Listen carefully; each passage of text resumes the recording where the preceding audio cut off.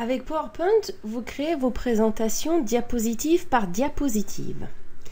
Donc, pour gérer les diapositives, ça va se passer dans Accueil, le groupe Diapositives. Vous voyez, vous avez différentes options. Et la première option intéressante, ça va être de pouvoir ajouter des nouvelles diapositives. Alors, quand je clique dessus, vous voyez, il me propose plusieurs types de diapositives, plusieurs dispositions. On a des diapositives de titre, celles qui nous a mis ici par défaut. On a des diapositives titre et contenu, titre de section, titre seul, de contenu, etc.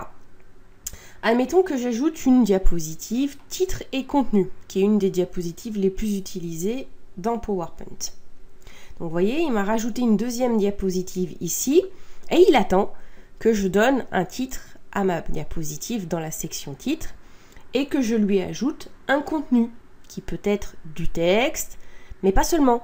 Ça peut être aussi une image, ça peut être une image qu'on va chercher directement d'internet, donc une image en ligne. Ça peut être une vidéo, ça peut être un graphique Smart Art, on regardera ce que c'est plus tard. Ça peut être un graphique, ça peut être un tableau, voilà, il y a plusieurs types de contenus qu'on peut mettre dans nos diapositives pour les agrémenter. Alors, on va effectuer quelques modifications. Si je reviens sur ma première diapositive ici, je vais lui ajouter un titre. Par exemple, mon titre 1. Voilà. On peut lui mettre un sous-titre. Mon sous-titre 1.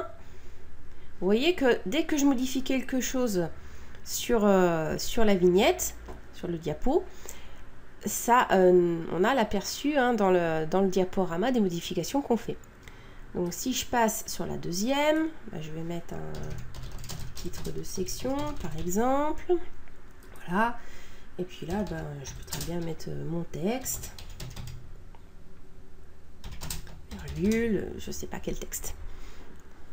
Et là aussi, il nous a mis à jour la vignette avec les modifications qu'on vient de faire.